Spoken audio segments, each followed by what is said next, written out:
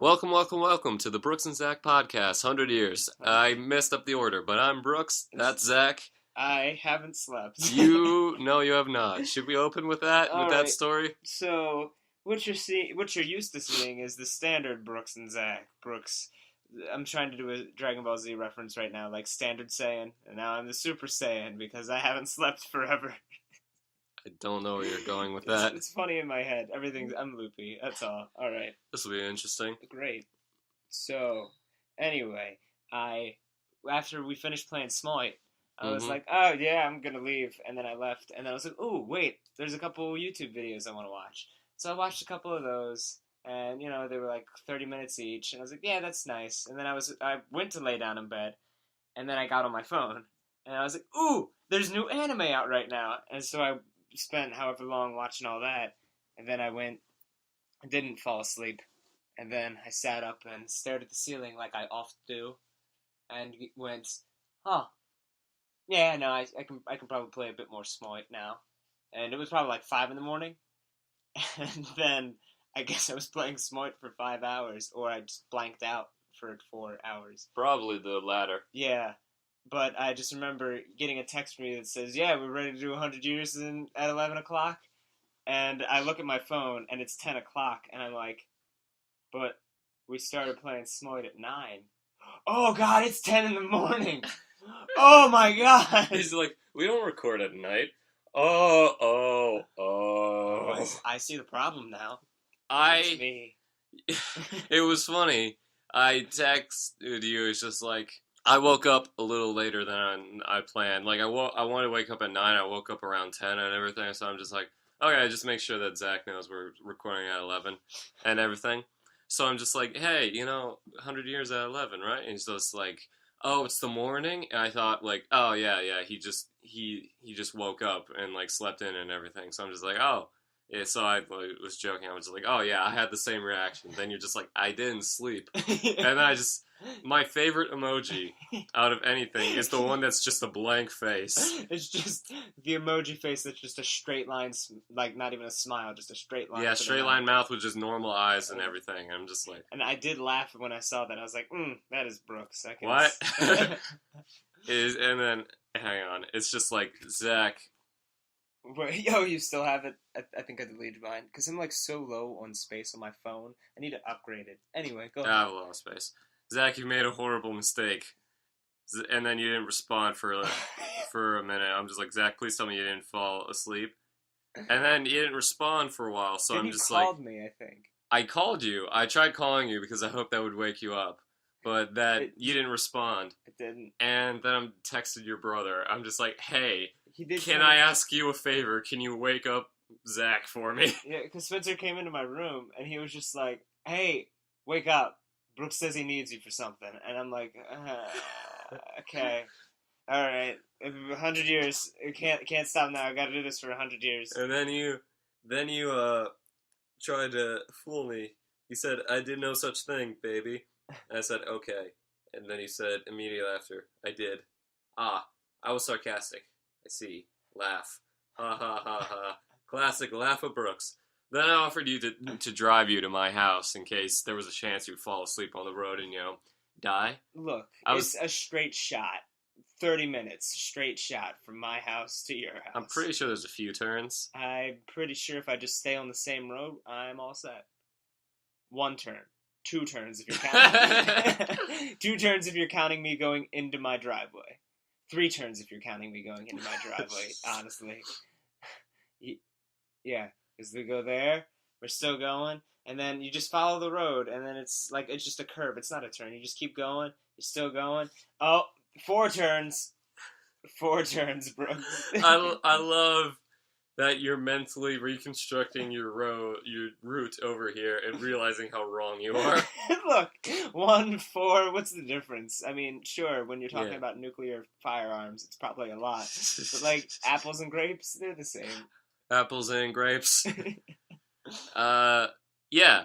So I offered to drive you because I was telling you, Brooks and Sadness 100 Years is not as catchy of a title as Brooks and Zach 100 Years. That could be the insight. Brooks and Sadness. It's just sad piano music and you going... for like a solid 30 minutes.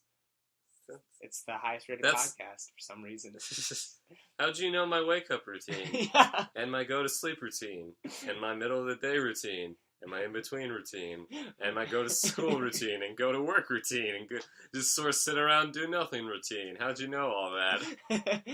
For some reason, that reminded me of when, what was it? You said something about, oh no, I was like, hey Brooks, have you ever Christ-debated before? And you're like, Christ-debating. It truly isn't a weekend without it. Or a weekday. I'm a sad man.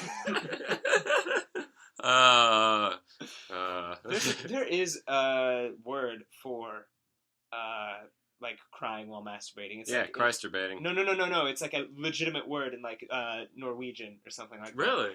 Yeah. Oh, God, I gotta find it. Keep talking. What's the People news? who don't speak English have the best words. Yeah. Hold on, I'll look it up. This is thrilling content for our listeners. Crying while breastfeeding? Alright, that's not what I was looking. That was a different thing. But what do we have for the news? News. We have Pokemon Go. Yeah! I don't know what that is. You told me to not. You don't know what forget Pokemon Go is? No. This has been all over, so I'm surprised you really haven't heard of it. No. Pokemon Go is a new thing that's been released and teased and everything like that. The trailer for it is it's an augmented reality game for your phone. And, like, you'll have things like, oh, hey, 200 meters over there, you can catch a Togepi. And you're like, what? And you go over there and, like, through your camera, it shows, like, where the Togepi is and stuff like that. That sounds amazing. And, like, and then you can use a Pokeball to throw at it, and you can trade with people. And then, like, there's big events. Like, there was, in the trailer, in Times Square, you had 10 minutes to catch Mewtwo. So we had everybody there with their phones. They're all throwing the Pokeballs and stuff. They're all having their Pokemon fight this Mewtwo all at once. And Mewtwo's just kicking their ass.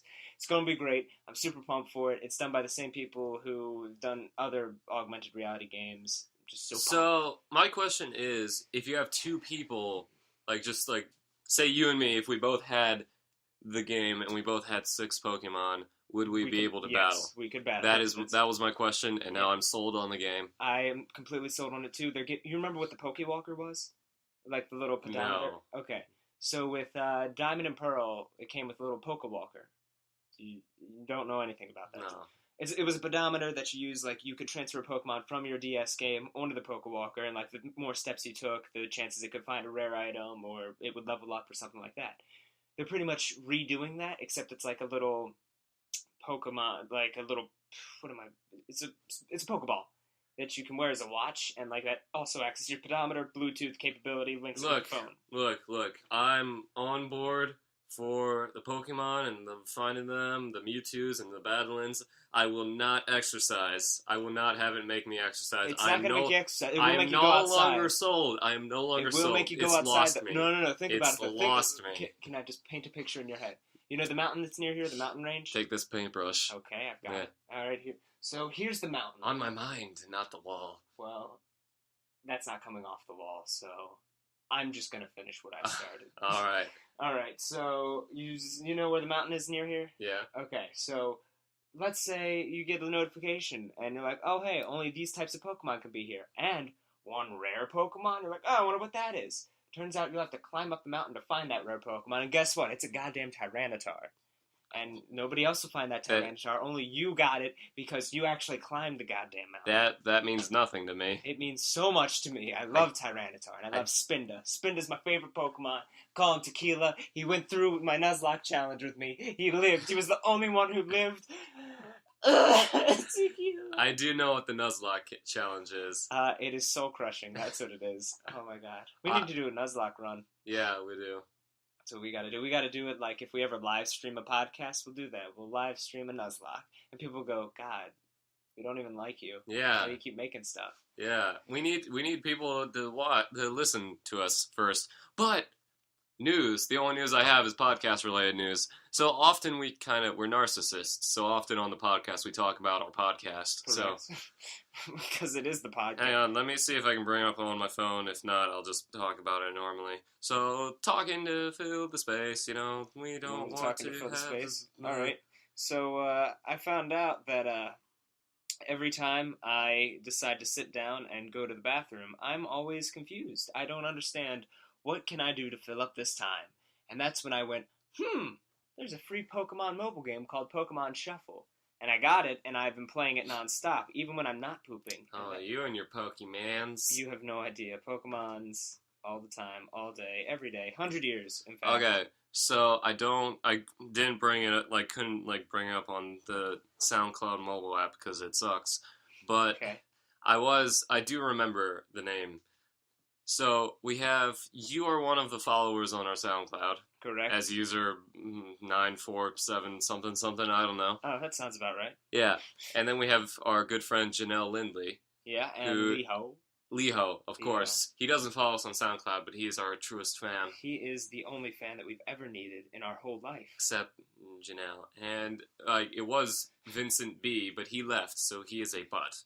He is full of butts. Yes. How many butts? All of them. All of the butts. All of them! That's a Dragon Ball Z thing. Yes, it is. But our newest friend, I think it was Tamara X something, but I remember that her name's Tamara. Mm-hmm. She is now a follower, and she liked one of our episodes. No. Our first like. No. Did Yeah. that actually happen? Yes, that actually happened. You tickling my scrot, bro? Here, I can actually bring it up. I don't know why I didn't just bring it up on the computer, because we can still keep the recording going, and I can bring up SoundCloud.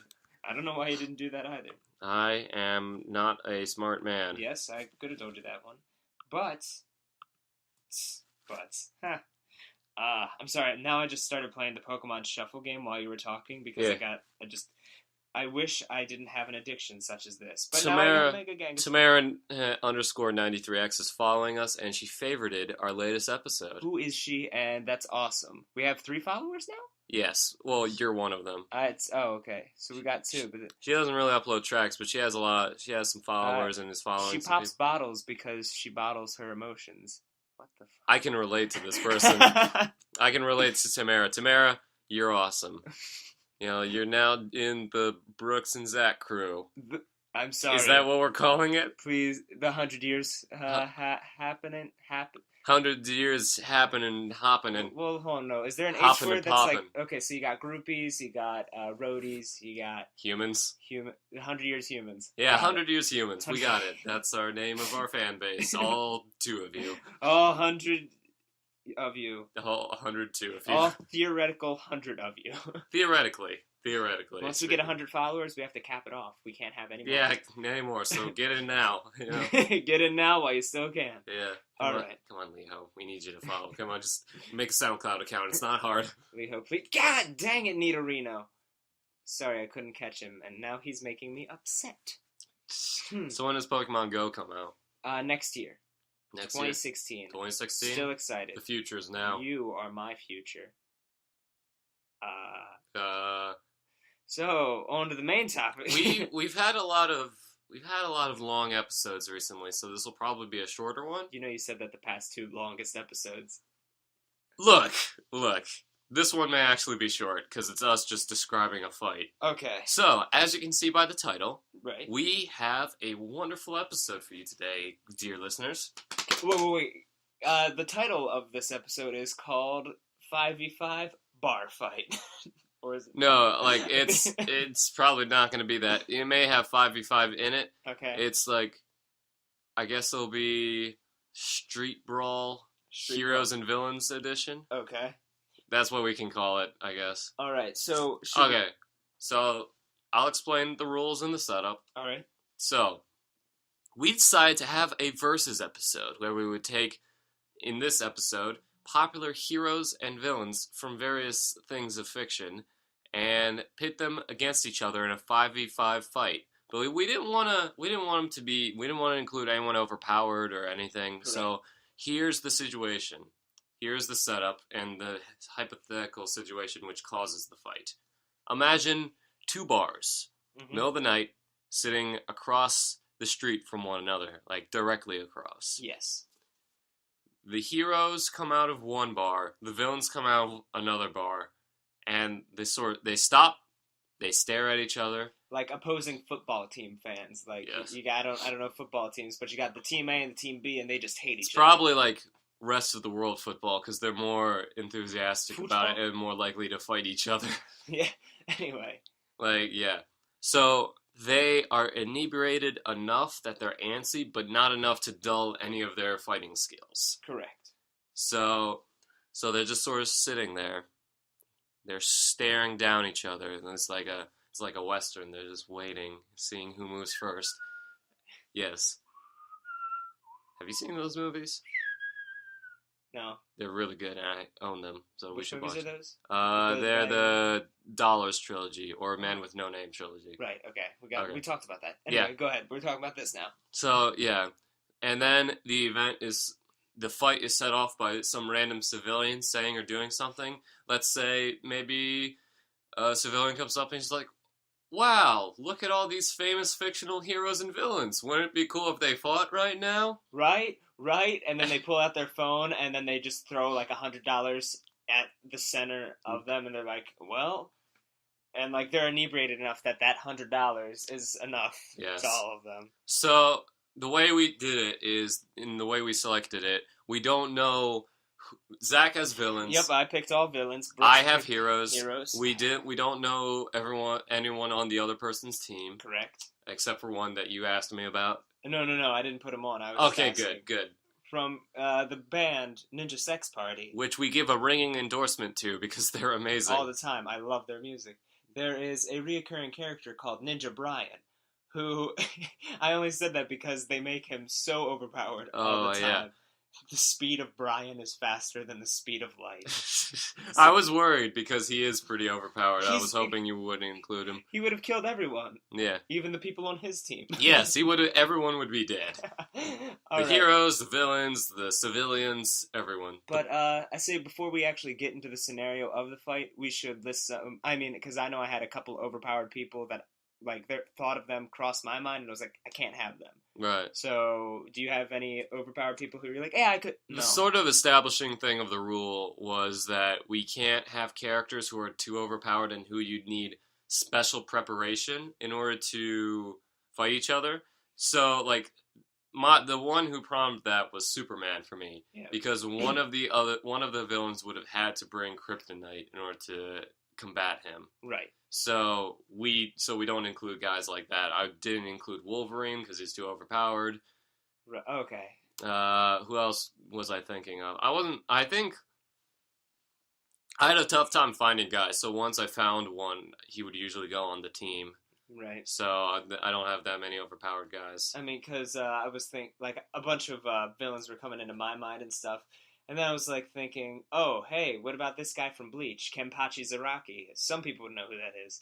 And he's just essentially a berserker who's like, yep, I'm cool. I'm super strong all the time. I purposely dull my powers, so fights are harder. And then when he takes off his eye patch that eats away his energy, he's like, yeah, I'm super strong. I'm like, that's not fun. No. He's too strong. So I kind of dulled it down, and there's going to be a theme with my villains.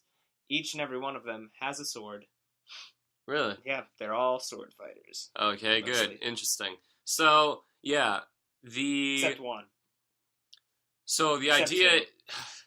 In fact, only one of them has a sword, but that's the thing. Only one of mine has a sword, too, so they can fight each other. Okay. So the idea is they're no preparation because they didn't expect to get into a fight. Right. They only have on them what they would normally carry on them and possibly bring into a bar. Correct. To, just hang out with friends. Not like get super drunk, but, just hang out, have a good time. Right. And everything. Yes. So, yeah.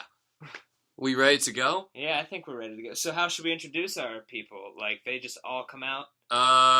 Yeah, let's see. How about I'll go first, and then you list off all my guys, and you go first and list off your guys, and we give the sort of reasoning behind why we chose these people. Okay. So, for me, I'm thinking very much in terms of a street fight, and how I need each person to fill a certain role in that street fight. Correct. So, that's what I did too. My first guy is Batman. Now, you may think he's overpowered. No. Okay, good. Because some people are just like, oh, Batman, he's like, he can beat anyone. And I'm just like, no, he can't. No, he's just got the gadgets, he's got the strength, he's not superhuman strong. No, he's just like a guy. Yeah. And like we're going with actual like Batman, not the perception that like he can beat the whole Justice League. Because he can only do that if he prepares a lot. And he hasn't prepared because he didn't expect to fight. Yeah, he just went... So he's Batman in a bar, not Bruce Wayne Yeah, in a bar. that's happened before where he goes to a bar as Batman. Really? Yes. Alfred, I need a drink. Yeah, Master so Bruce, why don't you just go out? You're so billionaire. he'll have his like utility belt and gadgets, but he's still just a dude. Yeah. And he fills the role of the expert martial artist on the team because he is in at least the DC universe, the best martial artist in the world, or at least one of the best. All right. So he's the one who can really throw down like that. Okay, my next one is Murray from the Sly Cooper games. Have you played them? Is that the turtle? It was the hippo. The hippo, okay. The hippo. He fills the role of the brawler. You know, the boxer brawler. He is the tough guy, the muscle. He can, like, really throw down and everything. Okay.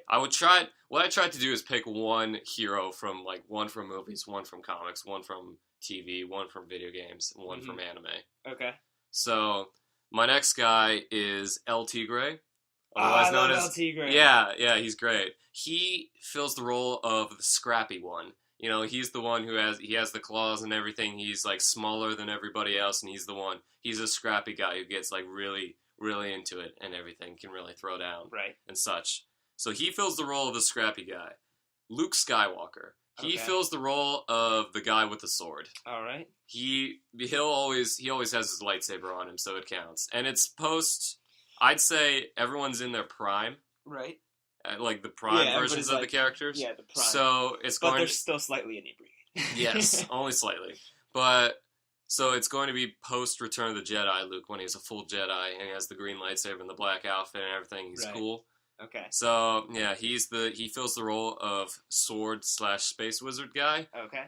And my last guy is Vash the Stampede. He fills... Valentinez, Alcianella, Zfax, Sushio, Boharas, Gumby, Gabella, Blue, Stradivari, Country, Pierre, Andre, Sharpen, Hamos, Venanici, George, Deutzel, Kaiser III. Yes, I'm familiar with him. Thank you. Okay. He fills the role of the guy who brought a gun. The guy who brought a gun. Yeah. So we got the martial artist, the brawler, the scrappy guy, the guy with the sword, and the guy who brought a gun. Nice. Yeah. So I kind of have pretty much the same kind of thing going down. Well, first I've got from Full Metal Alchemist Brotherhood. You've seen that, so you know some. I've seen some of. Führer King Bradley. Don't know that one. Okay, so he's essentially the king of the whole place, except he's also half homunculus, which means he can heal, but not not rapid heal. It's like, yeah, you know what, an hour's passed, yeah, this cut's good. Right. He's got super strength, super speed, not super strength, but I'm going to say, comparing it to like the mountains kind of strength, but like in a normal built body. Right. Speed that's like, you know, faster than normal. And he's expertly good with the sword. He can just draw it and just like ching ching, like one of those things, but only like when they're really close to him. So he's not good at long range, but he can close that distance pretty fast. But there's this flaw. He's got to run. Okay, as a sort of frame of reference, I'm going to bring up a picture of each fighter and everything. So you describe your guys while I bring up my guys. Then I'll get a picture of your guys, like just on my phone, ready. Okay. What are you going to put it in the? You can't put that in. No, just for us to look at. Oh, okay. The listeners will have to Google search themselves. So. Sorry, listeners. It's not my choice. It's Brooks's choice. Yeah, it's definitely my choice. In all honesty, I don't know how to put in pictures and stuff. So Führer King Bradley serves the role as a sword fighter / leader / inspirational kind of figure / man with the Freddie Mercury mustache, so he looks awesome, like a father. It's awesome. Then we've got Kevin 11 from the Ben 10 series. the older Kevin 11, right. When he could just like, he touches steel, now he is steel, or he touches, you know, maybe a lightsaber, and I don't think he could do that. That's pure energy. Yeah. He wouldn't be able to do that. He'd be able to become the metal that's the hilt, but not the lightsaber itself. Right. The lightsaber would just cut through. And he fills the role as the street fighter, the brawler. The brawler? Yeah, so he's steel. Then we got another one you got two more you won't know. And that's Captain Eustace Kidd. He's from One Piece, and imagine Magneto, except kind of, you know, asshole-ish, not smart, but I think this guy does more than what Magneto does in the movies, because I Right. know in like the comics or something, Magneto's like, yeah, let me just reverse the whole gravity of the Earth. Ultimatum was not a good series. Yeah, but this. Doctor Strange got his head exploded. Oh, huh. Yeah, Ultimate Universe, like, real quick, we're going to get back to the fight, but comic stuff, Ultimate Universe was designed to have, like, a universe without, like, a backlog of continuity, so people could just jump in. Okay. Then after, like, 10 years, got a huge backlog of continuity. Uh-huh. So they're just like, oh, let's clean up a little. How do we do that?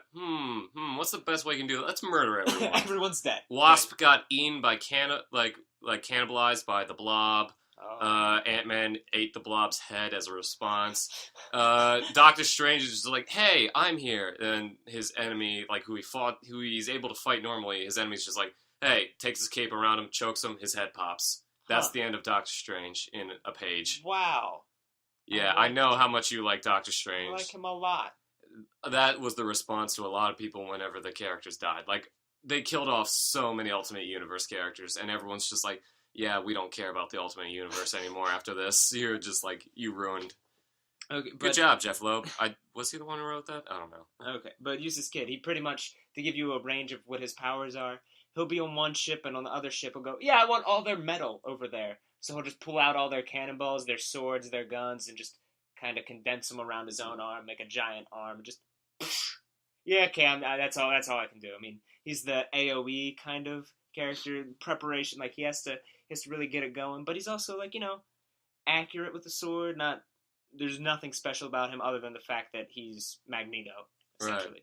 Right. Okay, so give me the names of the first three, so I'll get an image of them. The first three: King Bradley. King Bradley. We have to say things in order to fill this space, so it's not boring to the listeners. Well, I mean, everything's boring if you just think about this guy. Yeah, I'm trying to think which picture would be the funniest one. There he is being a father. But that's the one. That's the one? Yeah. I mean, that's his relaxed attire, I would say. But Right. he always carries two swords with him, so. Okay, yeah, so he'll have them at the bar. Yep. Okay, and next one? Kevin 11. Kevin The number 11. You can do that. Save yourself some time. I did. Okay, good. Taking the easy way out. He should be a buff-looking teenager that looks like Broly. No, that's the old Kevin 11. Maybe Type 11 out or something. Oh, that's Kevin 11. Okay. Because he just looks like a regular Casey Jones. Is that the guy from Teenage Mutant Ninja Turtles? Yeah, that is the guy from Teenage. It's like Casey, except like he'll touch rock. Now his whole body's rock. He'll touch steel. His whole body's So he's steel. like Absorbing Man. Yes. Okay. You cool. can also do the same with powers if anybody on your side had powers. I can't remember anybody on your side right now. You had Luke Skywalker, Hippo, Batman. Batman. Okay, so El Tigre, which is like tied to his belt Yeah. instead of like. right, and he's a child, but he can't really scratch steel. I remember seeing that in. I mean, he kicks down doors and stuff, so El Tigre is strong, but I don't think He has strength. He's more agile. He's more agile. He can take more of a beating as El Tigre than as Manny. Rivera. Yeah, Manny Rivera. I really like that show. Too bad it's done. Yeah. Stupid. It got like it ended after like a season or two. I think it was 2 seasons. Yeah. Yeah. Then Captain. Just type in Captain Kid One Piece. All right. Because this guy just looks.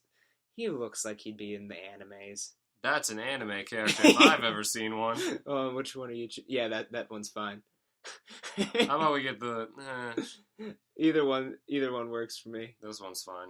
Okay. Okay, next one up. Give us your next fighter. Next one, Bill Cipher from Gravity Falls. He's not OP. He's just a hologram He's only OP in a dreamscape unless he makes a deal with somebody. Would he be able to physically fight? This is a brawl. He would be able to make hallucinations and stuff. And he likes tormenting people. Like, remember, he was like, hey, kid, want some deer teeth? And he just, like, makes a deer's teeth just fly out of its mouth. It's like, here you go. Just kidding. How about a screaming head? How about a head that's always screaming? And it just, like, rips the flesh off that face. Unrelated. Have you seen the latest episode of Gravity Falls? Yes. It is amazing. It was so great. It was one of my favorites. But yeah, Bill can't do anything unless he makes a deal with somebody. Don't have a heart attack, dude. You're not 92 yet. Want to know the exact time and date of your death? Yeah! All right. But yeah, he's just an all-knowing being that can't really do anything except heckle and really aggravate people. And he could be the perfect distraction. Okay. But, I mean, unless somebody gets knocked out and then he goes into their dream, that's all he can do. He can't really fight, but... Should we use this picture? Yes. Yes, that is exactly what you should use. Or the cryptogram picture that always flashes. Whichever. Doesn't matter. That one's fine. Okay. Just remember, So I'm always watching. That's 4. So who's your last guy? My last one is the theme we've been having here when you pick a top 5. He's from Katana Gatari. And, I'll just type the name in because you won't be able to spell it. I will not. All right. Schroeder Emon Simon. Mon. Soda. There he is, kind of. Let me find the thing. Where's a good picture of him? Yeah, that one works with a little moonlight in the background. There we go. Yeah. He's a ninja. Just as like a frame of reference, I will show you each of my dudes. Okay.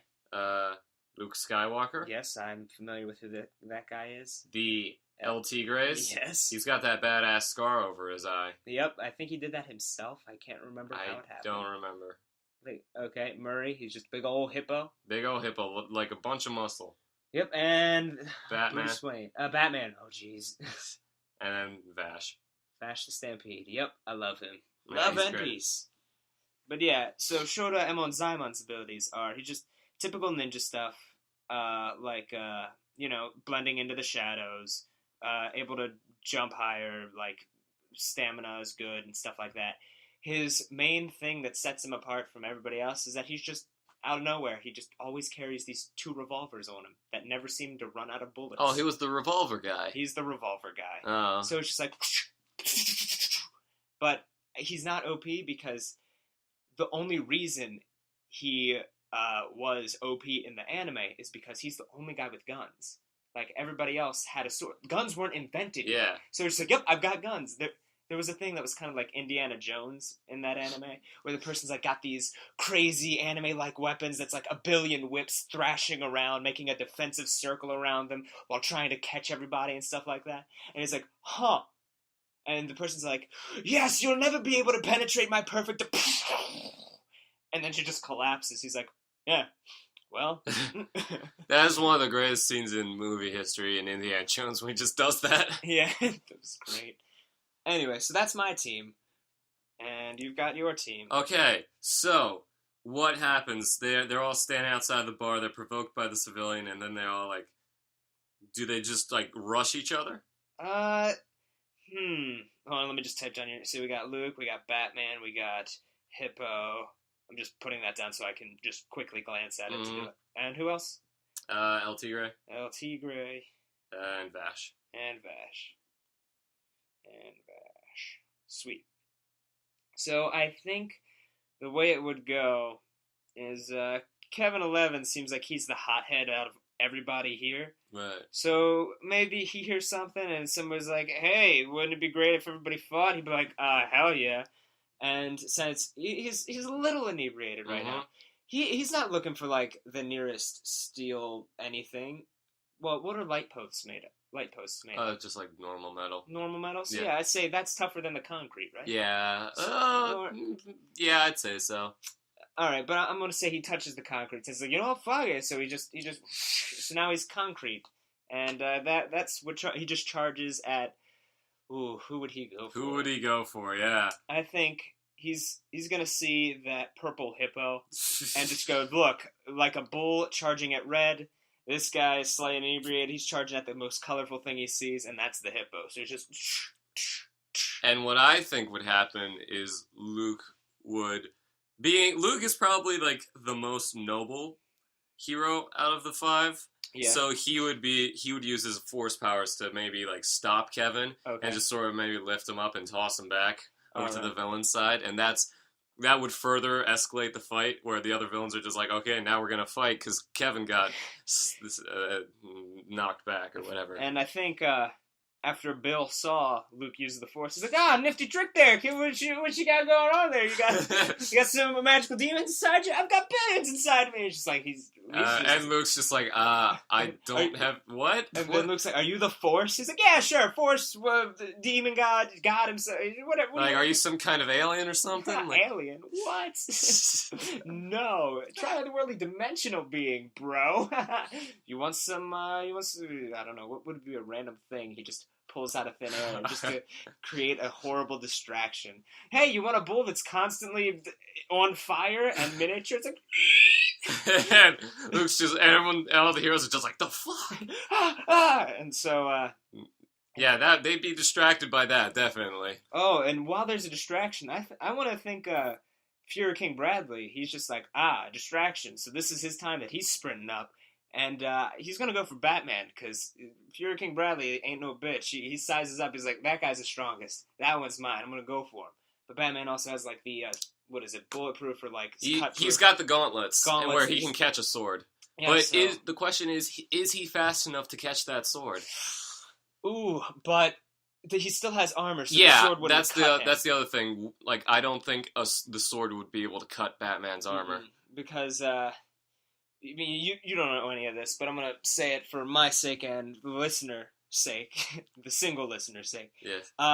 Fuhrer King Bradley couldn't cut Greed's armor, even though it was like hardened carbon and stuff like that. But to defeat Greed, he cut off his arms before they hardened all the way. So I'm gonna give that he couldn't cut Batman's armor because I think that's like some high stress whatever. Yeah, cut. I think what would happen is like because some parts of Batman's armor are stronger than others, right, and everything. And the guy, not knowing who Batman is, would probably just go for the chest. Right. And that armor would be strong enough to stop the blade. And from then on, Batman would be like, okay, I need to stay away from this guy. He's faster than me, so I have to keep on my toes and watch him. So how would Batman get away? Because right now he's got like the sword in his gauntlet, and he's got the other sword. I'd say like he's got the sword. Like the sword slashes the armor, doesn't cut it. He catches it with his gauntlets, and then so for like Fuhrer King Bradley's on the hero side of the street, so Murray just fucking decks him. Like Murray's just like standing next to him. He's like, boom. All right, and like flattens him. Like he's probably not gonna knock him out. Gets him a good hard like right hook across the face. Like, but King Bradley can take a beating, so he's gonna be knocked around by that, but he's not down, not by a long shot. He's just like fudge. But like, would if Batman has the sword in his gauntlets, would the Bradley let go of the sword when punched by Murray, and Batman like takes it? He wouldn't let go of the sword. Wouldn't let go of it? Yeah, he's like backstory on King Bradley. Ever since he was like 5, he was purposely raised in like a group of other 30 young children to be raised to be the ruler of this country. Like, what is it, Spartans or whatever from Halo? Yeah. Spartans are like the super soldiers. Right. So, yeah, he was pretty much raised with a bunch of other people. Like, yep, you're all going to grow up, one of you only is going to be the president. So, yeah, all you have to do is be the greatest out of all of you. Everybody else is going to die. If you don't die, you win. And so by the time he is 30 or something like that, they're all getting taken into the test chamber and stuff, and they're all single file line going into a soundproof room. Nobody's coming out, though. So you're like, huh. And so as he gets in there, they strap him down and stuff like that. And then you got this weird shady guy who's like, yep, you seem like another guy. Nothing different about you. Let's see if you can inherit this experimental drug thing. So they inject a thing into his body, and he's just, like, seizing and everything like that. Blood vessels are popping. He loses sight in one eye, so he has to have an eye patch. Right. But he's actually got better sight in that lack of an eye and stuff like that. And, now he's just got the super strength, the speed, the endurance, You're right. So it wouldn't, like, a punch from Murray. Murray's, like, hippos by themselves are strong, but an anthropomorphic hippo who, like, trains and everything and works out, Murray's really strong, and he can flatten pretty much any character in the Sly Cooper universe. Mm-hmm. So he's not going to knock him out, he's not going to flatten Bradley, but Bradley's going to feel it, right? Oh yeah, he's going to feel it. Yeah, he's going to be like right in the face. He's going to like boom, like Murray just decks him right in the face. And so would the sword be released from the gauntlets, and Batman is a tactician, so he's just like, okay, this guy's faster than me. I need to stay on my toes and keep away from him. So Batman's not going to let him get close again. Right. Also, Bradley broke his hand at one point in the series, so he just, like, tore off some of his shirt and just, tied the sword around. He's like, I don't care. My hand's broken. Whatever. I still got my sword. So yeah, Bradley's not gonna be letting go of that sword anytime. No, he is not. So Bradley's been like just staggers back a little from being hit by Murray and everything. So I wish I chose Afro Samurai, but I guess he's a hero. Next move. My question is, are any of the people on the team kind of dumb? Kevin 11 and Captain Kid, probably very dumb. Okay. But I think El Tigre's pretty dumb too. Well, why I'm asking is because Luke has the Force and forced mind tricks. Does he do that though? Well, he has the ability to do that. Yeah, but... Actually, he does do that, because Episode 6, he does it on people in Jabba's palace. How does he do it on them? Because Luke's a good guy, so isn't, like, mind-controlling people, like, a dark side or something like that? Where he's just, like... No, like, it's not really mind control, it's a Jedi mind trick. Okay. Where he's, like... in Episode 6, he's just like, hey... Like, he comes up to Jabba's palace, and the guy's just like, hey, I don't know you, you can't come in here. He's like, you do know me, and I can come in here. And he's just like, I do know you, and you can come in here, so let's go. Okay. And he's just like, he's basically like, tell your master Jabba to give me the droids and Han Solo. And and the guy's just like, give him the droids and Han Solo, and Jabba's smarter, so he's just like, oh, you idiot, you got controlled by, like, the Jedi mind trick, and everything. So it's more like, he's not really mind controlling, but more like making them think that they want to do something. But okay. I guess that is mind control, but whatever. It's not like a dark side thing. I think I'm gonna throw a little loop in that idea of you trying to mind control somebody with Bill Cipher. He's gonna notice if any mind control stuff is gonna go on. So I think he's gonna go into Luke's mind when he's like, so you see, you're trying to have a little fun in my mind domain, kid. Let's see how good that's going. So. I'm going to say Bill and Luke are kind of locked in a mind battle Okay, right now. so, yeah, and Luke is a very, like, after Episode 6, he's fully trained as a Jedi, he's constantly increasing in power and training more, so I feel like he'll be able to hold off Bill Cipher, but they're locked in that right now. Okay. So, what would the next move be? Ooh, who hasn't? Well, this whole time... While all this stuff is going... You said it's the middle of the night, right? Yes. So, Emon Zaimon, the ninja, he's gone. He's hidden. He's just in those shadows. He's just waiting. He's just like, gotta make sure... He wants to make sure he knows every single contingency. He's kind of like Batman. Sort of, but not to the extent that Batman is Batman. He's going to watch, make sure he knows everybody's abilities. By now, he figured out, oh, hey, the hippo dude, insanely strong. The dude with the lightsaber... he hasn't pulled out the lightsaber. Yeah, he hasn't pulled out the lightsaber. But Vash has not done anything yet. Yeah. Oh, maybe Kevin 11 should have charged at Vash since he was wearing red. I didn't think that through. Anyway, so I want to think Kevin, after he got force pushed, this is when he actually gets the medal now. Because that's typically what happens in the Ben 10 series. Right. He gets beat once, he's like, all right, medal this time. Or whatever, he'll touch the back of a car fender. So, hey, look, there we go. So, I feel like, and I feel like Batman, after being attacked and getting out of it, would also start doing that, where he's just like, okay, contingencies, what can these guys do, and what can't they do, and how are we going to fight that? He's sort of doing the same thing, where he's like, that's starting to go through his mind, and he's like observing and everything. So, Kevin 11, what does he do? Kevin 11, he goes metal. He is Metal Man Kevin 11 right now. And, he sees the hippo. He saw what the hippo did to King Bradley. He's like, well, Bradley's got the hippo. I'm gonna, would he help out Bradley since he sees the hippo and just like a big old hippo? Or would he charge for someone new? I feel like now would be a time when El Tigre, being the scrappy one, would go after someone. So maybe he would go after Kevin. Oh, so El Tigre is going after Kevin? Alright, so... I want to imagine, since the size difference between them, like El Tigre is like what, 5'10"? Yeah, I'm gonna say probably. 10. Yeah, 5'10", yeah. Yeah. Ben 10. not height wise, not 5'10", but it's probably like 4 something. His actual height, El Tigre, maybe probably 3 something, 3'11", height wise. He's very short. Like his dad is. Hold on, I'll Google. No, like look, he's young. Yes. He's like early teens and everything, but he's not like a just like a little person or anything. Like Yeah, it's just the way the art is, I guess. My sister, you met my sister, who's about the same age, my younger one, Oh, and that she's one. not. She's like 5 something. Oh, okay. Yeah, alright. Then we'll just say El Tigre is like an even 5. Kevin's Yeah, probably around 6. 5 foot, maybe a bit taller. Yeah, I'd say Yeah, so. because I'm going to say Kevin's a good 6 foot something. Yeah, I'd say so. Alright. But he also is sort of like Wolverine in that he like is smaller than his enemies, but he's still like agile and like ferocious and scrappy. That's Right. the word I keep going back to for El Tigre. He's scrappy. So So he's gonna bring out the claws. alright, and he's going to charge after Kevin? Which would charge first? Because I'm thinking El Tigre at this point would jump in and everything. Yeah, I think El Tigre would jump in the second he's like, oh, hey, Kevin's down. So as soon as he jumps towards Kevin, Kevin notices that, and that's when he gets the medal. I'm going to say he doesn't go full medal, because... Alchemist?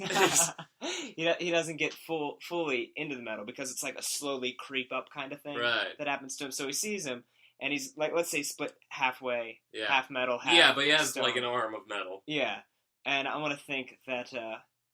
El Tigre gets him, like, nicks the stone part, kind of tears off the stone. Yeah. It's kind of bad, but then he gives him a good steal. Yeah, I'd say he'd give him, like, and, like, El Tigre is knocked back by that and everything. He's like, oh, shit. What the fuck? So you have two guys. Okay, so Bill Cipher and Luke are sort of engaged in battle. Right. Suda is, like, off to the side. King Bradley's been, like, sort of taking on Murray. Kevin Eleven's going after... El Tigre. What's Captain Kidd doing right now? Captain Kidd, I think he's just he brought out with him another, like, what is it? What's a big old not a flask. Flagon? Flagon. Yeah, a big old flagon of whatever pirates drink, ale, rum. And he doesn't care. Like, nobody's attacked him yet, so he doesn't give a shit. He's just chugging along. He's like, whatever, this is a fight. I'm watching it. Everything's awesome right now. I'm gonna wait. Maybe he's starting to, like, he's gonna get involved. He's gonna take one of the cars that are nearby, since it's like on a road, so there's cars. Yeah, there's like cars parked on the street. Cars. So I think he's just gonna take one of those cars and just kind of give it a wide swinging arc. Like, since everybody's still in a line, nobody's really moved yet, except Batman. Batman moved out of the way. Batman dodged out of the way. El Tigre's moved. Luke is sort of like in that mind battle with Bill Cipher. Right. So we've got Luke, Vash. Murray is Murray. like, yeah, Vash hasn't moved. Murray's like sort of engaging Bradley in a brawl. All right, so I'm thinking that Kid's gonna throw a car, but Vash can't stop a car. I mean, he's just a guy with guns and smarts. No smarts. He doesn't have smarts. Well, he has the reflexes and perception and all that. Right, but he's gonna hurl the car. I think either way, if it comes the way that hits Murray, or is he going to hurl it the way that... Because I'd say Murray's off to the side fighting Bradley, so he's not going to throw it at him. He's not going to hit El Tigre, because El Tigre is fighting Kevin. Right, so he's going to do like a sweeping motion at Vash and Luke. I'd say Vash would grab Luke and get out of the way of the car. Okay. And Batman would also like get out of the way and everything. Right. So the car would hit the building, but not necessarily hit any of them, because I feel like Vash would be fast enough to grab Luke and get out of the way. Yeah, probably. Huh. And would Vash grabbing Luke and sort of like diving with him to the ground and like dodging out of the car, would that upset the mind battle he's having with Bill?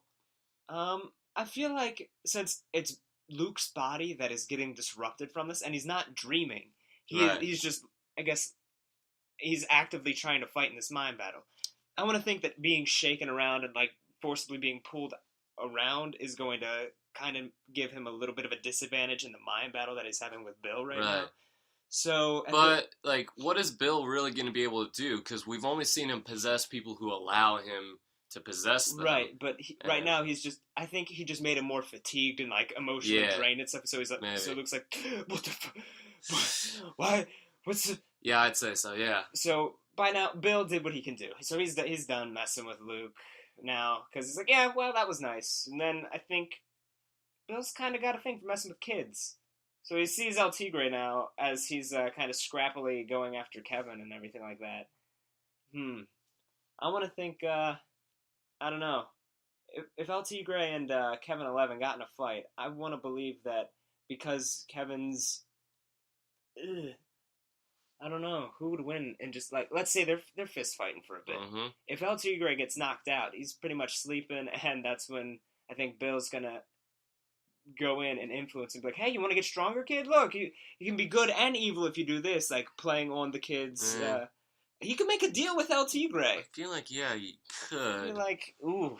Yeah, El Tigre's kind of like accidentally made deals in the past with other villains and everything. So I feel like Bill would definitely have something like that. Yep. Ooh.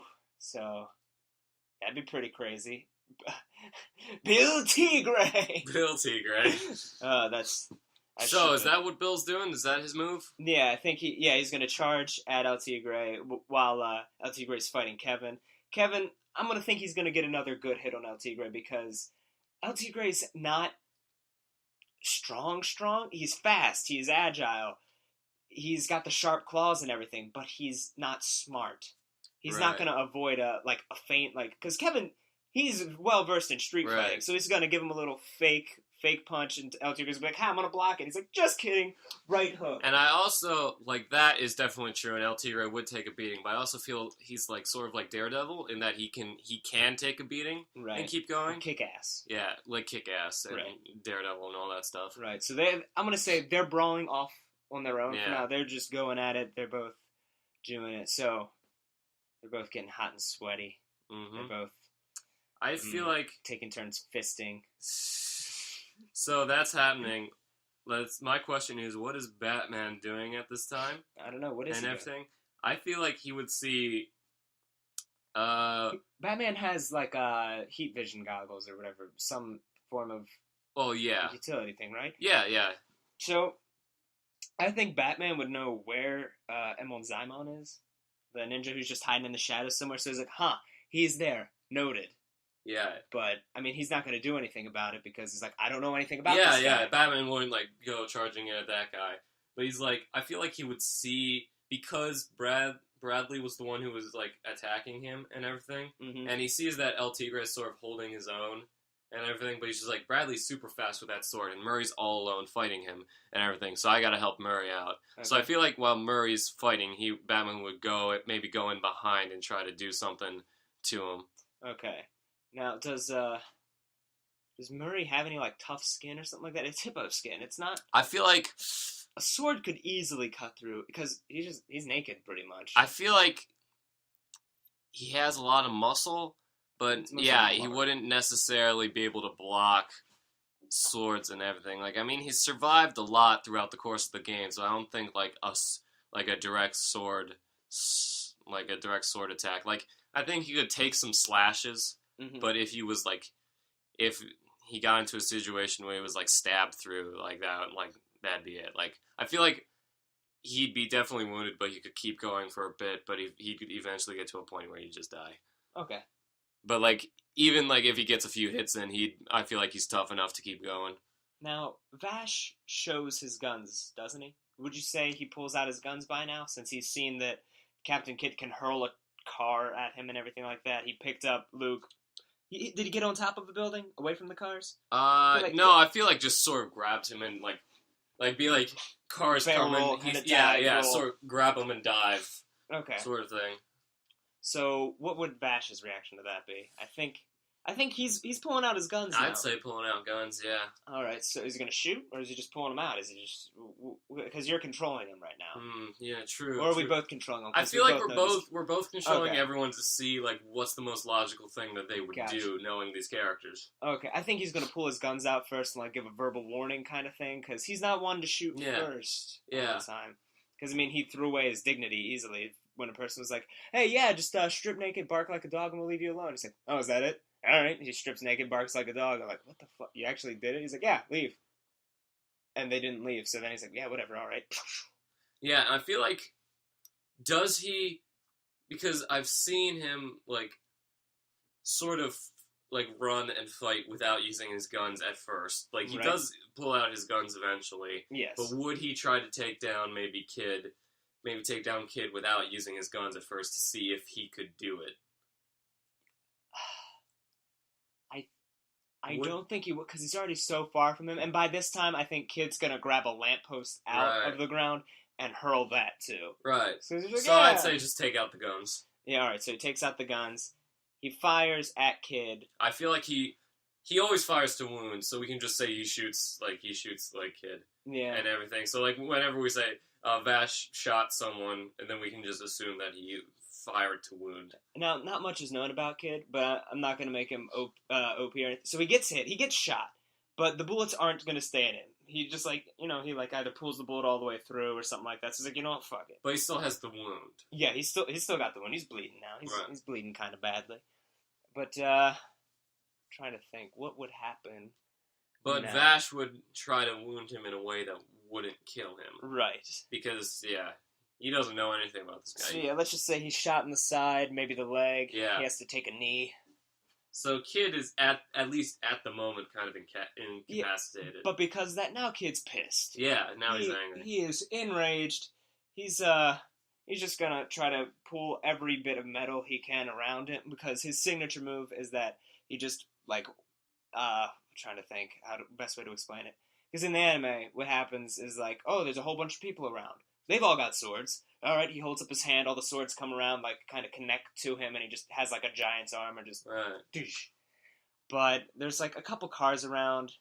Those are a lot heavier than swords, so I'm just gonna say he just, like, gets a couple cars, kind of makes, like, a long car train kind of thing, and just does, like, a sweeping arc motion again with it, or just, like, hurls them downward. No, yeah, it's a downward smash. So he's downward smashing? Yeah, downward smashing at Vash. And sure, he can move out of the way, but I think it's like a downward smash. But that's a lot of weight. It's gonna, like, be a good shake. Maybe, and I think that maybe upsets, like, the whole fight. Like, everyone feels that. It's like, oof. Yeah. Like, I think that would knock LT Gray and Kevin 11 maybe off a bit.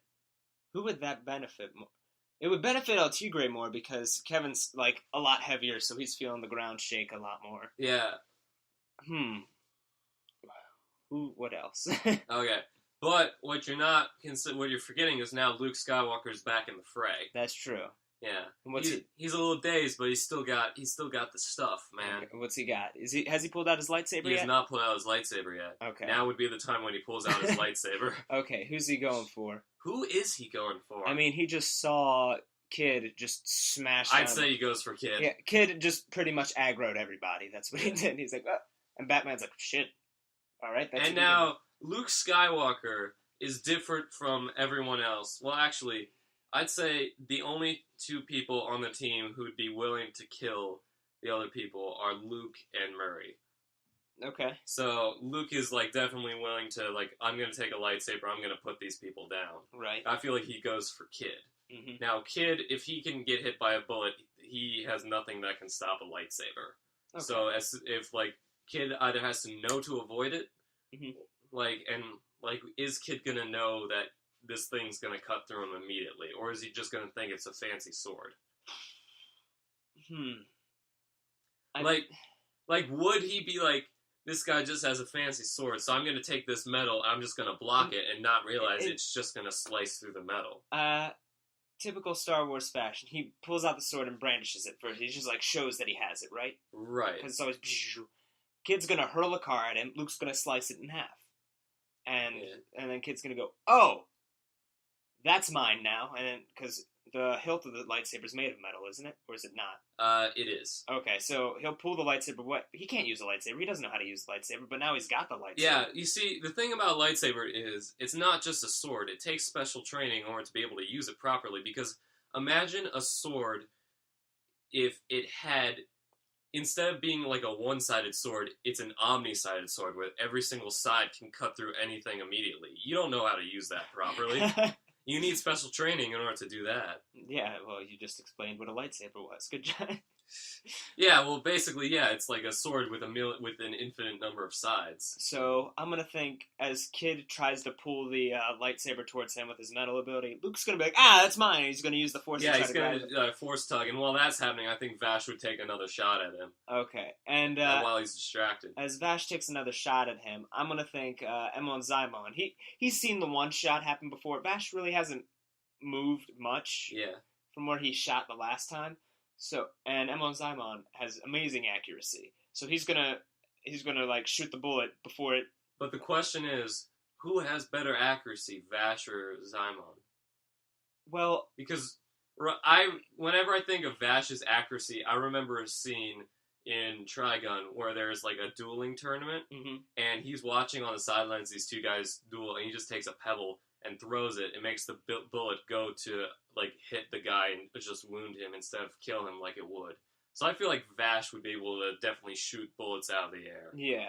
I feel like they're both, let's just, for the sake of the argument, say they're both extremely accurate. I'd say it's on the same level. Yeah, the only time Emon Zaimon's actually missed a shot, which then he corrected, was when he was going up against a person who had the ability of hyperlock, like Domino, I think. Right. Is that what her ability is? Yeah, that's her ability. So he, like, fired the gun at him, and it just, like, went past him, and he's like, "What? Why didn't that bullet hit you?" And the person's like, "Yeah, I've got hyperlock." And he's like, "Oh. Well," and then he's like, like firing to his sides, up above him, down below him, just like in every direction he can. And the person's like, "Hey, no matter how much you shoot, the bullets aren't going to hit me, no matter what you..."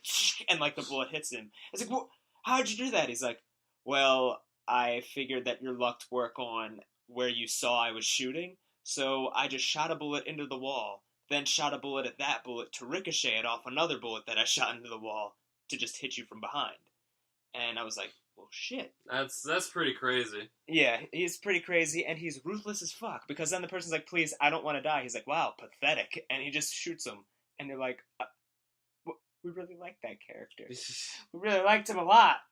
Yeah, calm down. You're getting into Katanagatari again. I am. It's okay. I'll bring it back. What happens next? Okay, so the guy shot the bullet out of the air, and Vash sees this. Vash now knows that this guy is super accurate. So, like, it would be sort of like a Vash Knives type of fight, you know? Okay. Where, like, someone on the same level as him. Yes. And Vash has beaten Knives before, so I don't remember exactly how, but I know that he's done it, so I feel like he still has a chance to beat the Simon guy, but he's not confronting him right now. Okay. But he just notices, okay, that guy can shoot my bullets out of the air. Alright, so while I want to wrap up the LT Gray Kevin fight while we're doing it, so we can just focus on the other. So you wanted to incorporate Bill Cipher into affecting LT Gray? Yeah, I'm thinking. It looks like Kevin has taken a lot of damage. He's got the scratches on him. He is not good right now. Kevin is he's just like last bits of strength, but LT Gray's not doing too hot either. He's taking a beating. They're both not too good. Right. But I'm gonna say LT Gray, he has his signature moves. He always charges the exact same way. He's got his grappling claw hook. Yeah. Oh, that's something he hasn't used yet. Right, so I'm gonna say he's gonna use that grappling claw hook. And he's used it probably a bunch of times in this fight against Kevin already. Kevin's gonna grab it, pull him close, and just kinda, pile drive him or whatever. Like, like, just belly flop with him with his steel body or whatever. I'm gonna say that knocks LT Gray out. Okay. So then Bill goes in, and he's like, "Yo, kid, you want to get stronger? You can beat this metal jerk if you want. I mean, look, it doesn't matter to me." And so LT Gray, he's just like, "What? But are you a good guy or a bad guy?" He's like, "Well, good, bad, it's all the same, right? It doesn't matter. You want to shake my hand? We're gonna have a deal, right?" Right. I think like LT Gray would be desperate at that point to win the fight, so I feel like he would accept the deal. Yes. Like not knowing who Bill Cipher is. Correct. So now we got Bill T. Gray. Bill T. Gray. But a question I have is, knowing Bill, would he stay on the villain's side or think it's funny if he fights everybody? Yeah, Bill is now his own side. Yeah, Bill is on his own side, yes. Right, but so we'll come back to that. Okay, my next question is, if Murray and Batman were both being down on Bradley, could they take him out? If they were fighting him together... Could they take him out? Considering Batman, greatest martial artist alive, and Murray's just this powerhouse of a brawler, if they're both being down on him, would they be able to at least knock him out, put him down? Well, I'm just always trying to compare it to fights that have happened. Right, the evidence that is shown. Right, and in Full Metal Alchemist, there was a part where Greed and this old war veteran ninja guy were both fighting Bradley, and they were barely fighting on par with him together. And it got so desperate for the other two that the old man pretty much made a kamikaze attempt. Like, he had a bunch of dynamite strapped to himself. He's like, "Yeah, taking you to hell with me!" And the guy Bradley just sliced off the tops of the bombs so they wouldn't explode. And in doing that, he just kind of cut the guy almost in half. And he's like, "Well, this is shit. But then somebody stabbed through that guy and into Bradley, and Bradley was like, what?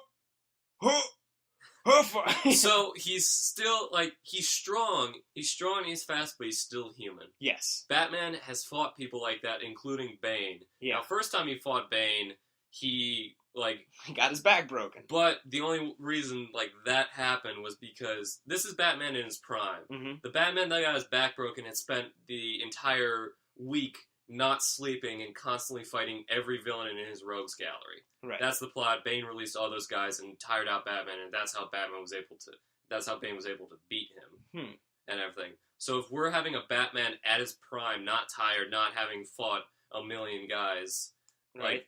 and Murray together, like they've both taken on powerhouse guys, like who are strong and fast and taking them down. Okay. So working together, I'm just going by like the facts and everything and like what we've seen. I feel like if they're both like going at him as fast as they can take him down. Yeah. I don't know Full Metal Alchemist that much, so if you like, I'm going to you if you think that wouldn't happen. No, I'm thinking Murray's in the front. Murray is taking a lot of damage. Murray's definitely taking the damage. I feel like he has enough strength to help Batman take down Bradley, but after that, he's out of commission. But yeah, Batman's going to throw down like a smoke grenade or something like that and catch him off guard. He'll just get through, hit him, knock him down, like a good right hook. And I think what's going to happen is Murray's not smart, right? No, Murray's not smart. So Murray's going to charge in thinking, hey, I'm going to finish the job in the smoke screen that Batman put down. Batman's like, shit, nah, don't do that. So in the smoke screen where nobody can see, Vash can't really deflect the bullet from Emon Zymon if he shoots him down. Right. Murray's dead.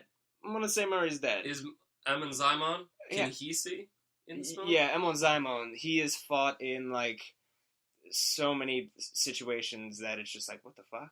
How did you? All right. Okay. But I mean, he was also watching like, oh hey, he was knocked back at this direction.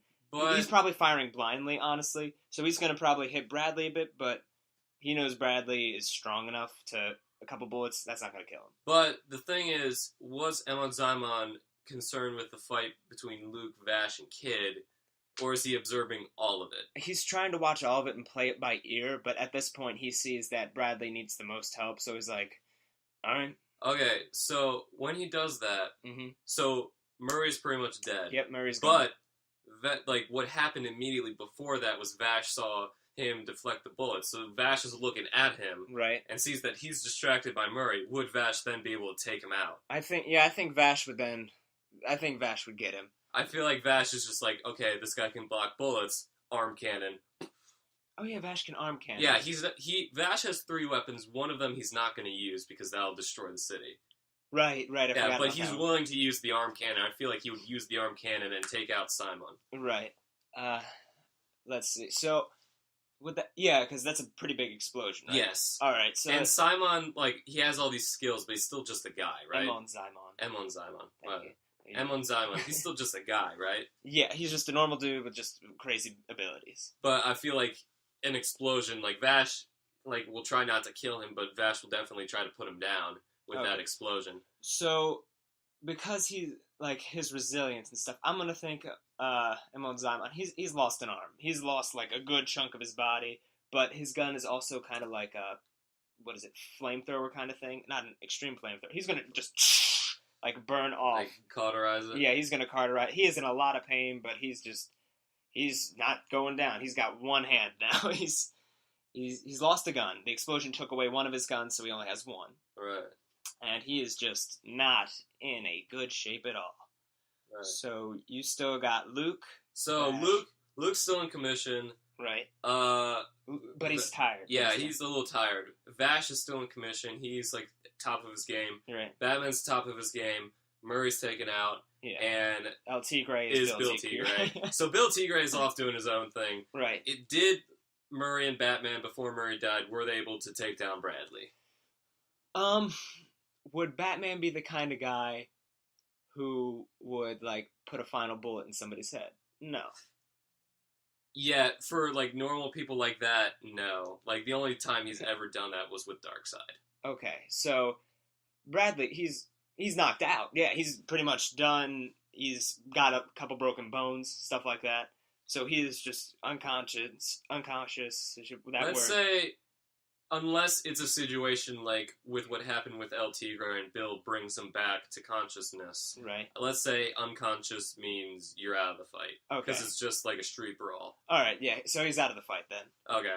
Okay. So Batman is now free to do whatevs. Yeah. Vash is free. Murray's dead. El Tigre is Bill Tigre, and Luke is free. So what villains are up and what are down? So hold on. Let me just. Okay. So I'm gonna.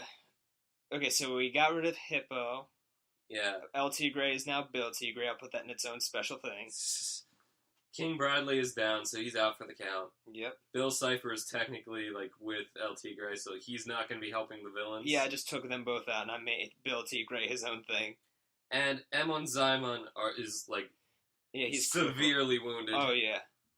But what I'm gonna think is since Luke just finished getting in that mental brawl with Bill when he did, his force powers probably aren't the best right now, so I'm gonna think Kid, since they were in that force tug for his lightsaber, I'm gonna think Kid wins this one. Like, yeah, I'd say so. Yeah. Otherwise, I think Luke would win since he's like boom, but he was already worn out by Bill.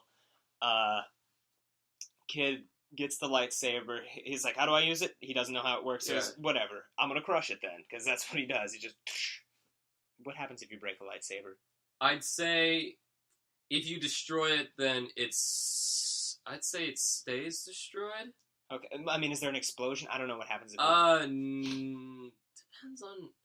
I'd say no. Okay, I'd say if he just crushes it, no. Okay, so it just crushes. It's done. Luke doesn't have a lightsaber anymore. Right, but he still has all his force powers. Correct. Not his top 100%. Not top tier, but still like force powers able to use it. Right. So Emon Zymon, when he found out that Vash is the one who shot him, he only has eyes for Vash now. Yes. He's like, all right, this motherfucker.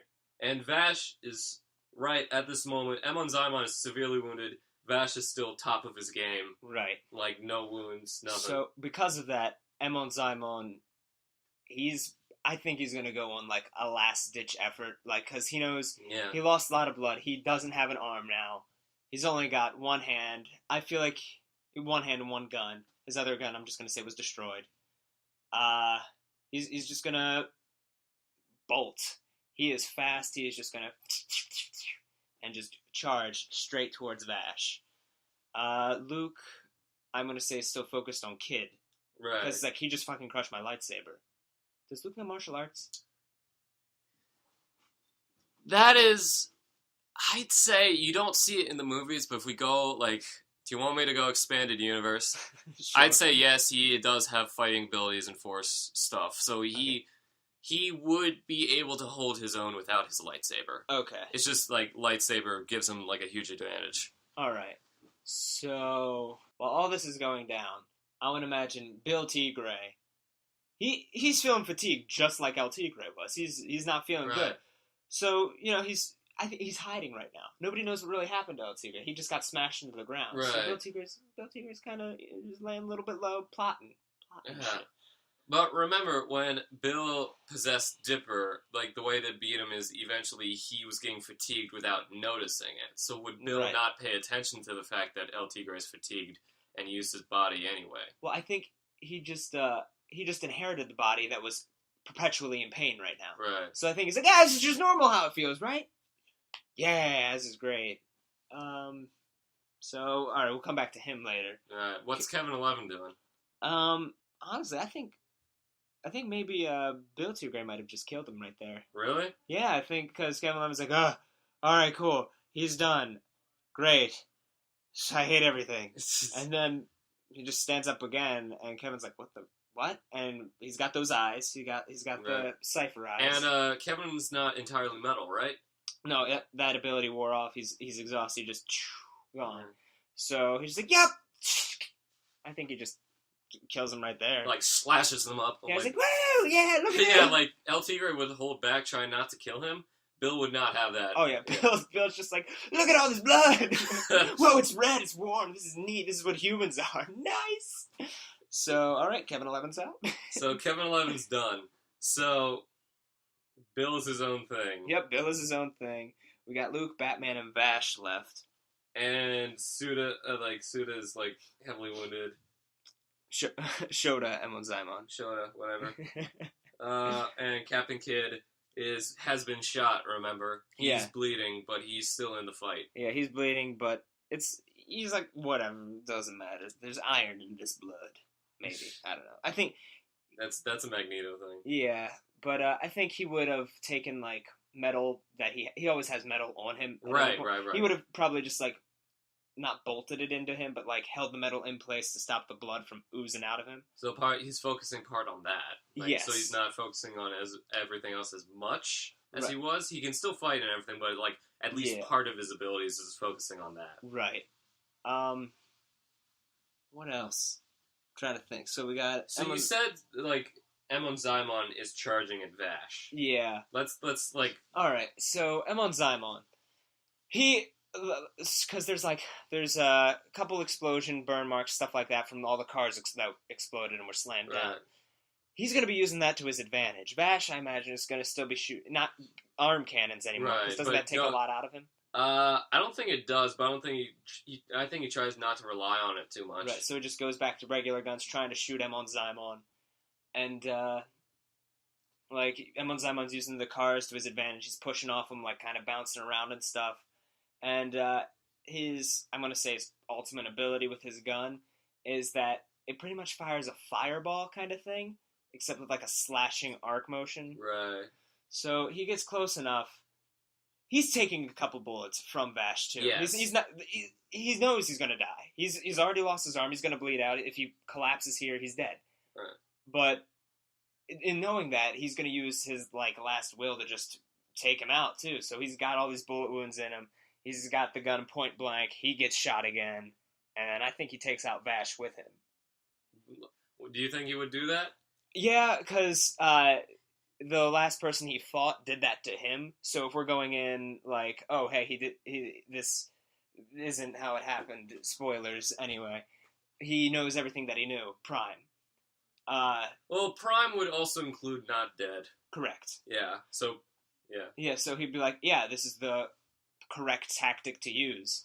I'm going to die. I'm going to at least give my life killing the person who tried to kill me. That sounds about right. Okay. So he's just going to go up point blank. As he gets shot, he shoots as well. He's just going to go straight for Vash's face, mouth, head combo. So yeah, you don't think that Vash would be able to stop that? No, I feel like with Vash trying not to like shoot to kill, I feel like yeah, he should have shot to kill, but he didn't. So, but that would take out both of them. Yes. So let's see, get rid of that. Get rid of that. And all right, so Vash is gone. So all we have left is Kid, Luke, Batman, and Bill Tigre. Yes. So I'm not like as well versed in like every little detail of the expanded universe and everything. I don't know like all of the thing. I don't know comprehensive like everything Luke has done in every situation. Right. All I'm gonna say is that his dad, Anakin, once used the Force to throw a guy into the sun. I'm saying like maybe he's not that powerful, but I feel like Luke would be able to do something at least close. Like, I feel like he could, if he lost his lightsaber and Kid's a huge danger, I feel like he could be like, fuck it, Kid, Force, throw into the sky. Not far enough to go into space, but far enough into the sky where wherever he lands, he's going to be dead. Okay. Do you have any objections to that? I have an objection for how it ends. He'll throw him up in the sky, sure. But when he's up in the sky, he can just levitate since he has a whole bunch of metal on him. True. So he's just up there, and it's like, I wonder if they can get me from here. Hold on, let's try something. This is when he's going to go final, like, ultimate attack thing. He's pulling up all of his metal that he can find. So that's all the cars, probably some of the lampposts, whatever's inside, like the silverware inside of both the bars. And he sees Luke, and he sees. No, Batman's probably hidden, isn't he? Batman's like out, like he's like in the shadows. He's not gonna be out in the open. So if there is a large ball the size of, I'm gonna say like 5 trains worth of metal, like 5 train car. Right. What were they called? Like caboose? No. Train cars. All right. Well, train cars of metal just being thrown down onto Luke with not just gravity, but that extra metal push that kid is putting on him. Would Luke be able to repel that? Because I don't think he'd be able to run out of the way in time. Like Luke is in the center of these. Force speed. Force speed? That's a thing? Yeah, you can use the Force to run like super fast. And Luke would be able to do that despite that he's kind of fatigued. He is kind of fatigued, but if he sees, like, he throws Kid up, sees that he stops, and sees that, like, because I feel like it would take time for all. Yeah, that. Okay. I feel like he would be alert enough seeing that to be like, he's gonna try something. I have to be ready to get out of the way of this. All right, so he slams down the metal thing. Luke is just out of the blast. Yes, rating. like barely out, but he could like maybe get hit by the aftershock. Right, because that's what would happen. As soon as it hits, then it disperses. So it's like kind of a tidal wave of metal. Right. I feel like Luke would be able to get out of the way, maybe block some of it, but not all of it. So he's definitely affected by it, but I don't think it'd take him out. It wouldn't take him out. But because of that, I mean, Kid's kind of at a stalemate now. He's like, oh, well, shit, that didn't kill him. Then wouldn't Batman probably do something? Explosive batarang. That's metal, isn't it? So he probably just brought it up to him, or... True. Like, would something that's happened a lot in, like, comics and everything, and, like, it's happened in, like, pretty much everything ever, is Batman takes a batarang, throws it, and Kid's just, like, uses the metal to, like, catch it. And he's like, what is this? And then beep, beep, beep, beep, beep. Alright, I'm gonna say Do you feel like Kid would be dumb enough in order to do that? Yeah. Yeah. Big time. Alright, so the winner would be the heroes, then. Except now they've got Bill Tigre. I feel like Bill Tigre, he's still, like, a kid. Batman's fought superhero guys before. Yeah. Like, Batman was never, like, really I wish wounded. people could see that little motion he did. Like, I feel like Batman wasn't, he wasn't wounded during the course of this fight. He's still at the top of his game. Like, a little tired from fighting Bradley and everything. But would Luke's wounded and Batman's, like, maybe kind of hurt from the fight, but not, like, super hurt and everything. I feel like them, at least together, could, like, just bring down Bill Cipher. Because, like, remember, Dipper Bill, like, didn't have the powers of Bill Cipher. He was just Bill in Dipper's body. Yes. So I feel like they could take out El Tigre. Yeah, I think so, too. Because, I think the only reason Bill needs a vessel is to, like, open his dimension or whatever. Right. Alright, so yeah. So Bill would just, he was like, I just want a body anyway. Oh, something that, like, they don't even necessarily need to put a lot of effort into it, because Batman could just slice off the belt and Manny loses powers, and then he can just, like, one hit just take out Manny. That's true. Alright, yeah, so the winners are Luke and Batman? Luke and Batman are the only survivors. Luke and Batman are like, I just wanted a drink. That's when Fury King Bradley's like, yeah! Just comes out. Everyone's dead. There we go. Everyone died, but Heroes won. Yes, Heroes won. Yay! All right. That was a good fight. Yeah. I really like that. Next time we'll have just a 1v1. Yeah, like maybe like different 1v1s, like maybe 2v2s. We'll have to have a theme about it. Yeah, but I really liked this. Yeah. I really like talking and discussing it. Yeah, I'd like to do that again. We'll have to do different ones. Yeah. I was worried that I was going to have like bias towards it, but I'm glad I was be like, okay, Vash would die, Murray would die. Yeah. Stuff like that. All right. Yeah, so... Good choice of Batman on my part. Yeah. Batman being his Batman, like, thing. I was thinking of getting, what's his name, from Legend of Korra, Airbender. Something with a T. I don't know. There was a Z in it, maybe. I'm gonna look it up. Alright. The anarchist dude. Yes. Who's played by, like, an anarchist rock star. Yeah. Him. I was thinking of him instead of Bill Cipher, but then I was like, maybe not, but who knows? Maybe if he was there, maybe things would have changed. He's a very crazy, philosophical kind of guy. Maybe Vash would have sympathized with him. You never know. Maybe. Okay, so yeah, I'm looking up the guy's name. It's Zahir. I don't know why I was thinking T. I'm glad I was with the Z. Yeah, so was I. I was thinking Tenzin. Zahir. Tenzin is also in Gravity Falls. Huh. He's Ford. And J.K. Simmons. Oh, really? Pictures of Spider-Man, damn it! Oh, that's great. They're not going to do this, but I really want them to cast him as J. Jonah Jameson in the new Spider-Man movies in the Marvel Universe. That would have been so great. Okay, so, like, the Weekly Planet has said this before, I'm just going to say it again. In real life, probably the best casting choice of any comic book character for a comic book movie was J.K. Simmons as J. Jonah Jameson. Yeah. That is the most on-the-spot correct. That is what it is. Yeah. What about Keanu Reeves as John Constantine?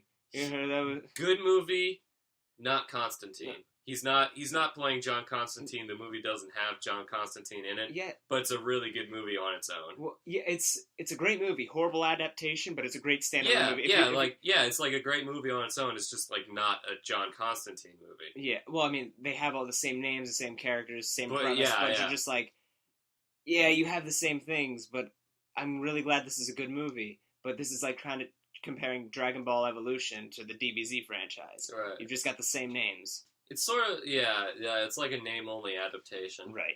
But it's a great movie. Very good movie. I really like it. Who played Lucifer in that? He's a very well-known actor. I think it was Peter Stormare? Maybe Russian? He plays like the Russian bad guys all the time. He was in Fargo. He was in Armageddon. He was a Russian in Armageddon. Yeah. You know? That guy. Yeah. He's also in Until Dawn, that video game. Really? Yeah, like how Kevin Spacey was in the Call of Duties. Yeah, but he's in Until Dawn, like kind of the same way right. Kevin Spacey was. Because you see his face and he does his like he did the performance capture for it, and they modeled the game. Yeah, and it's like really weird because he's got like those tells that he always does as an actor and stuff. Like he pauses and like kind of moves his teeth around. You're like, gross. No, I don't like it. I can just like exile all these like Google pictures. Yeah, but that was a good fight. I really like that. I'm glad it turned out the way it did. Yeah, we should find another. If you guys, that was weird. That was my iPod playing randomly. But if all 3 followers ever want to suggest a theme, yeah, just email us. You know. Yeah, I mean we probably won't do another Versus episode for a while, but like when we get around to it again, yeah, we gladly take suggestions. Yeah, it'd be fun. I mean, I like doing more obscure people too. Yeah, obscure people would be nice. That's why I try to pick everybody from an anime, because I know you wouldn't know anybody. So yeah, I really like how we like talked it through and everything. We'd be like, oh, would this happen? Like a relationship. Yeah, I'm here for you, baby. Okay, so that's the end of that topic. Heroes win. Let's move on to our last segment, which is what's been happening. We don't have a name for this segment, so we're just like what's been happening 100 years. Yeah, 100 years happening. So what's been happening with you? Oh geez. Oh we're in let me just words. Yeah, I'm gonna go see the Baltimore Symphony Orchestra for Legend of Zelda. Oh! Yeah, the Legend of Zelda Symphony. That's awesome. It's going to be awesome. It's going to be great. I'm going to go there. I'm going to have a good time, hopefully, and just be like, this was nice. Yeah. This was nice. You going with anyone? Yeah. My lady friend. Oh, yeah, your girlfriend. Oh, God. I'm so bad at relationships. I'm not good at anything. It's fine. No. You don't understand. It makes me think of everything bad that's wrong with myself. Don't worry. Just, talk about these things. I am. Like, I know, you and to the podcast. Because both of us, prior to you dating her, we're both friends with her, and she's really awesome and cool. Yeah, so because she's always over my house anyway, right. And it's just that my family loves her more than they like me. You laugh, but that's like a big concern for me because I'm just like, oh, they invited her on vacation before they let me know that we were going on vacation. Oh my god! Yeah, and I didn't find out until 2 weeks before we went on vacation. I was like, thanks, guys. All right. Well. This is the Rant Cast, starring Zach. Okay, what have I been keeping on with? Two things I'd like to bring up. Stephen Colbert started The Late Show. I've been watching that, and it's really funny. I thought he stopped doing that. Oh, well, he stopped doing the Daily Report or whatever, right? He had the Colbert Report on Comedy Central, but The Late Show with David Letterman retired, and he's the replacement, and he just started, and he's pretty funny. Nice. It's a similar form. It's like more. It's closer to the Colbert Report than David Letterman's Late Show in format and everything, and it's an hour long, and like each night has him talking to two guests, and then a musical person. Huh. So I'm just like, I really like this. This is nice. Cool. This is nice. What else have I been keeping up with? The Kardashians. Anyway, go ahead. I felt like I had something earlier that I wanted to talk about, but I forgot about it. But something I do want to talk about. It's just funny. Game of Thrones Risk arrived in the mail. It was supposed to be 5 of us, including you. Yeah. But you bailed. I bailed because I didn't sleep. This is a reoccurring theme. College is making it so I can't. I have to memorize a 6-page monologue. Ooh. It's gonna be the greatest. It's fine. It's not fine, but it's fine. I'll have you know, though, once I memorize the 6-page monologue, everybody's going to know that I memorized the 6-page monologue. Because if I took the time to memorize 6 pages, I'm saying it all the time.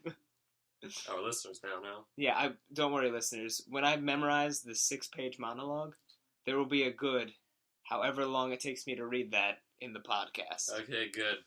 So, but yeah, we had a game night with our friends. We started like 9, went to like 1:30. Okay. About. And it was a lot of fun. Everyone had fun except for one friend, Griffin, who was the Baratheons, and he got cornered really quickly. Eesh. It was funny because our one friend, Matt, he was the Martells. He controlled like the entire South, and he would have won the next turn, but I won. But so anticlimactic. Very anticlimactic because we played the game mode, the more interesting one where you need points instead of just conquering everywhere. Okay. And everything. And he was just like, okay, so after doing this, this, and this, I'm like, I can get these points, I'm 1 point away from winning, and it's going to be great. And then I was just like, my turn was actually like, hey, can I get my payment for the beginning of my turn? And they gave me my payment. It was like, okay, so I get this number of points if I have more than 2,000 gold, and I have more than 2,000 gold, so I have this many points, and I win. And Matt was just like, God! Nathan was sad because like he was the North, he was the Starks. We considered like each turn a year in the war, and each person's like turn like 3 months. He only controlled the entire North for like 3 months. Yeah. Before he lost it. And that's what he threw an incredibly large army at my 2 guys in Cape Kraken. And he lost. Oh, poor Nathan. Badly. He is our greatest friend. He is the best person I know. He is. If there was ever to be a man who forcibly took over the entire world, it would be Nathan. Not even forcibly. Yeah. Like, everyone would be like, yeah, I'm cool with this. Yeah, like, hey, guys, I've opened up a little business, and then all the other little businesses would be like, hey, can we come to you just to, have, like, you can take over the business, have fun, and he'll just be like, okay. All right. Eventually takes over all the businesses. And then all corporate, and then all of everything ever. And then all of the governments, and everything's Nathan. And we're all happy, because Nathan's awesome. Nathan, if you're listening to this, probably won't be. Matt is the only other person we know who knows about this, and he says he's probably going to start listening to it. Oh, God. Poor Matt. Poor Matt, yeah. He calls me Zacchus. Because of Smite. It's Smite. Because Bacchus. Oh, God. There's, like, every god we play as in Smite has, like, their own little thing to it. Yeah. Cupid is you, because you're always Cupid, and it's just so sad. I'm very bad at Smite. We had a discussion about this. We did. But you're getting better ever since that rant we had last week. Yeah. At least I'm noticing, at least. And then we've got Billy Joel, who is Hades. Mm-hmm. We've got Hebro. Hebro? Yes, that's usually Griffin. And then Attackus Bacchus. Attackus. And the reason why Matt started calling me Zacchus is because I was playing as Kefri one time, and he was on Mosenkob, and he's level 10. He loves being bugs. Yeah. And he was like, oh! And he's like, got cornered by like 3 assassins or something like that because you're playing arena, and they just got him. He's like, Zacchus! And I was like, I got you! And I like threw my 4 at him. And so he died immediately as soon as I hit him with it. But he revived. And came Bacchus. Oh, those are dogs. Normally I would pause the podcast and like calm down the dogs, but there's people up there to calm them, so I'm not going to do that. Plus, we're at the end. All right. So, yeah, so that's what I've been keeping up with. That's what I've been keeping up with. This has been 100 years of keeping up with. Yeah. And don't forget to donate.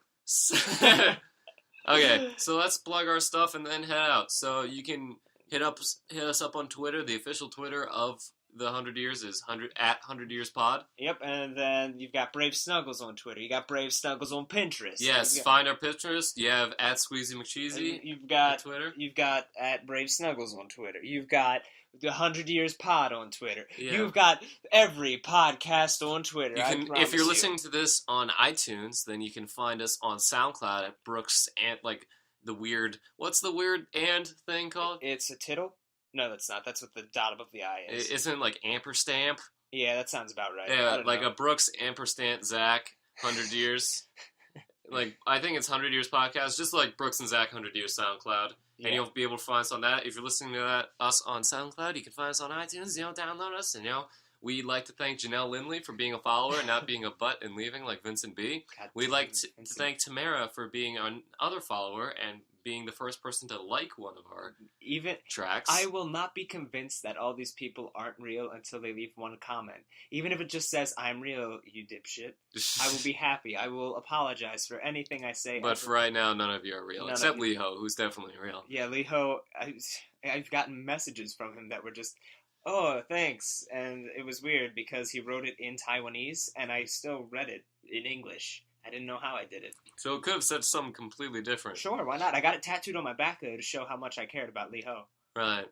So we're on iTunes, we're on SoundCloud, Pinterest, Twitter, all the good stuff, Tell a friend. Actually, don't. It's actually, the podcast is awful. I don't know why you're listening to it, so don't tell anyone. Great. So we'll sign off. Same way you do every day. Every single time, it's the same exact way. Unplug the headphones immediately, right now. Now we should be in speaker. So how are the acoustics around here? That's pretty nice. You can walk away. You can walk away from the computer or laptop or iPhone, whatever you're listening to, really, and just find the nearest pillow. Look at this pillow. It's now your child. You have to care for it tenderly, and then you gotta bring it closer to your face.